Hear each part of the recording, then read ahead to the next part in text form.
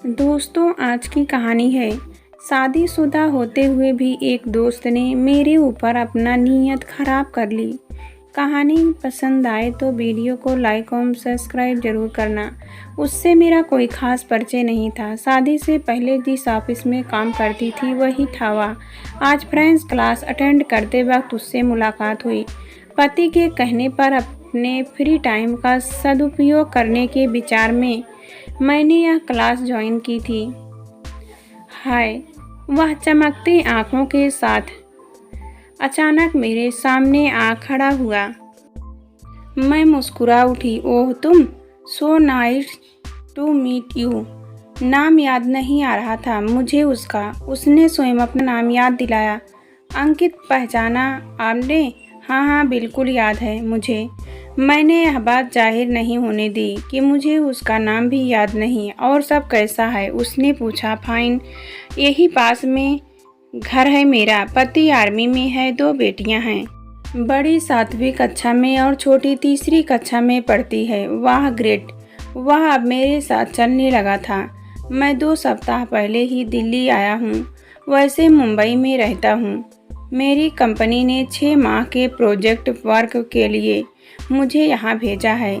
सोचा free time में यह क्लास भी ज्वाइन कर लूँ। गुड। अच्छा अंकित, अब मैं चलती हूँ, यहीं से ऑटो लेना होगा। ओके बाय, कहा वह चला गया। मैं घर आ गई। अगले 2 दिनों की छुट्टी ली थी मैंने। मैं घर के कामों में पूरी तरह व्यस्त रही। बड़ी बेटी का जन्मदिन था और छोटी का नए स्कूल में दाखिला कराना था। 2 दिन बाद क्लास पहुंची तो अंकित फिर सामने आ गया। आप 2 दिन आई नहीं। मुझे लगा कहीं क्लास तो नहीं छोड़ दी। नहीं, घर में कुछ काम था। वह चुपचाप मेरे पीछे वाली सीट पर बैठ गया। क्लास के बाद निकलने लगी तो फिर मेरे सामने आ गया। कॉफ़ी? नो, घर जल्दी आना है। बेटी आ गई होगी। और फिर पति आज डिनर भी बाहर कराने वाले हैं। मैंने उसे टालना चाहा। ओके चलिए, ऑटो तक छोड़ देता हूँ, वह बोला। मुझे अजीब लगा, फिर भी साथ चल दी। कुछ देर तक दोनों खामोश रहे। मैं सोच रही थी यह तो दोस्ती की फिराक में है, जबकि मैं सब कुछ बता चुकी हूँ। पति है, बच्चे हैं मेरे, आखिर चाहता क्या है? तभी उसकी आवाज़ सुनाई दी। आपको किरण याद है? हाँ याद है। वही ना जो आकाश सर की पीए थी? हाँ पता है। वह कनाडा शिफ्ट हो गई है, अपनी कंपनी खोली है वहाँ। सुना है किसी करोड़पति से शादी की है। गुड, काफ़ी ब्रिलियंट थी वह। हाँ, मगर उसने एक काम बहुत गलत किया। अपने प्यार को अकेला छोड़कर चली गई। प्यार? कौन? आकाश? हाँ, बहुत चाहते थे उसे। मैं जानता हूँ, वह किरण के लिए जान भी दे सकते थे। मगर आज के ज़माने में प्यार और जज्बात की कद्र ही कहाँ होती है। अच्छा मैं चलती हूँ, कहा मैंने ऑटो वाले को रोका और उसके बैठ गई। वह भी अपने रास्ते चला गया। मैं सोचने लगी, आजकल बड़ी बातें करने लगा है, जबकि पहले कितना खामोश रहता था।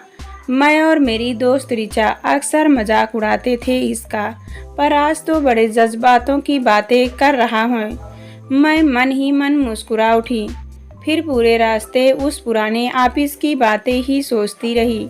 मुझे समीर याद आया। बड़ा हैंडसम था।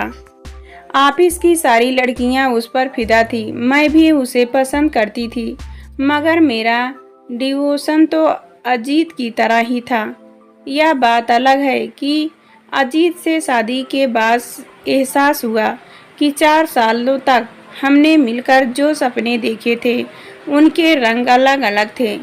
हम एक दूसरे के साथ तो थे, पर एक दूसरे के लिए बने हैं, ऐसा कम ही महसूस होता है।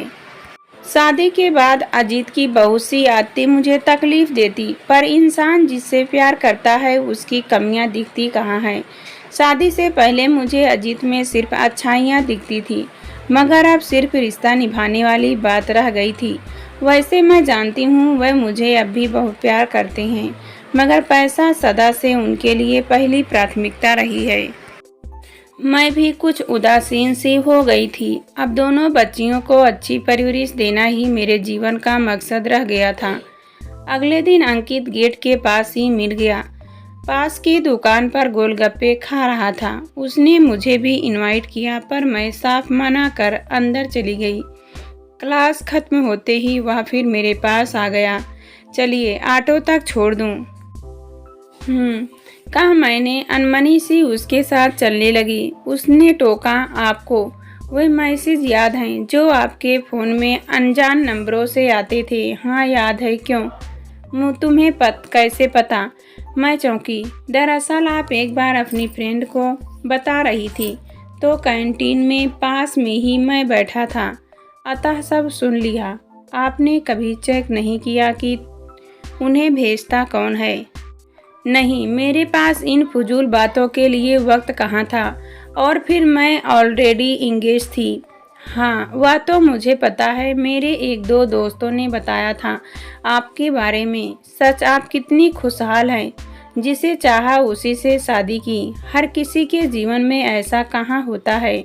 लोग सच्चे प्यार की कद्र ही नहीं करते, या फिर कई दफ़ा ऐसा होता है कि बेतहाशा प्यार करके भी लोग अपने प्यार का इजहार नहीं कर पाते। क्या बात है, कहीं तुम्हें भी किसी से बेतहाशा प्यार तो नहीं था? मैं व्यंग से मुस्कुराई तो वह चुप हो गया। मुझे लगा मेरा इस तरह हंसना उसे बुरा लगा है। शुरू से देखा था मैंने, बहुत भावुक था वह। छोटी छोटी बातें भी बुरी लग जाती थी। व्यक्तित्व भी साधारण सा था। ज़्यादातर अकेला ही रहता, गंभीर मगर शालीन था। उसके दो ही दोस्त थे, उनके काफ़ी करीब भी था, मगर उसे इधर उधर वक्त बर्बाद करते या लड़कियों से हंसी मजाक करते कभी नहीं देखा था।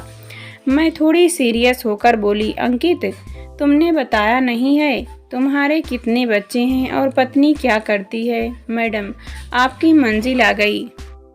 उसने मुझे टालना चाहा, ठीक है, पर मुझे जवाब दो। मैंने जिद की तो वह मुस्कुराते हुए बोला, मैंने अपना जीवन एक एनजीओ के बच्चों के नाम कर दिया है। मगर क्यों? शादी क्यों नहीं की? क्योंकि हर किसी की ज़िंदगी में प्यार नहीं लिखा होता, और बिना प्यार शादी को मैं समझौता मानता हूँ। फिर समझौता मैं कभी करता नहीं।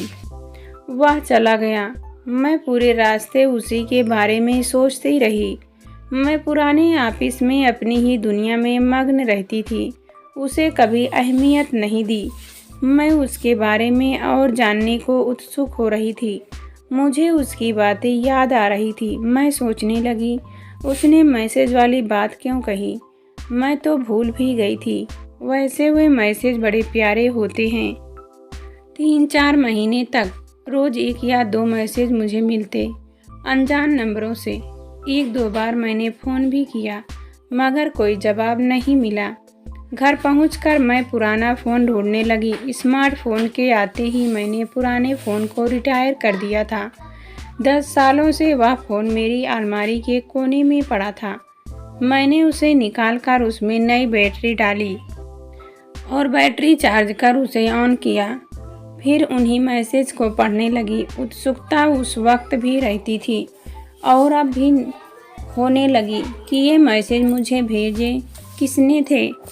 ज़रूर अंकित इस बारे में कुछ जानता होगा, तभी बात कर रहा था। फिर मैंने तय किया कि कुरेद कर उससे यह बात ज़रूर उगलवाऊंगी। पर अगले 2-3 दिनों तक अंकित नहीं आया।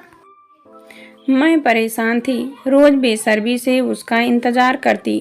चौथे दिन वह दिखा, मुझसे रहा नहीं गया तो मैं उसके पास चली गई। फिर पूछा, अंकित इतने दिन कहाँ थे? वह चौंका, मुझे करीब देखकर थोड़ा शक पकाया। फिर बोला, तबीयत ठीक नहीं थी। तबीयत तो मेरी भी कुछ महीनों से ठीक नहीं रहती। क्यों, क्या हुआ? उसने चिंतित स्वर में पूछा। बस किडनी में कुछ प्रॉब्लम है। अच्छा, तभी आपके चेहरे पर थकान और कमजोरी सी नज़र आती है।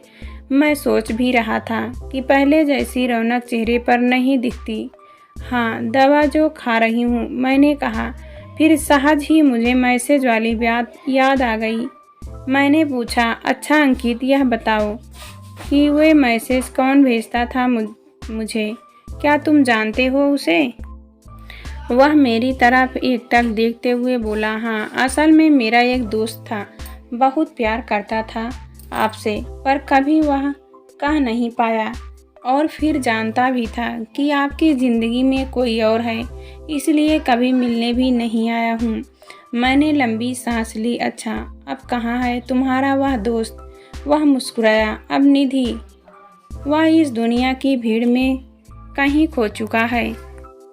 और फिर आप भी तो अपनी ज़िंदगी में खुश हैं। आपको परेशान करने वाला वह कभी नहीं आएगा। यह सही बात है अंकित, पर मुझे यह जानने का हक तो है कि वह कौन है और उसका क्या नाम है। वक्त आया तो मैं उसे आपसे मिलवाने ज़रूर लाऊंगा, मगर फ़िलहाल आप अपनी ज़िंदगी में खुश रहिए।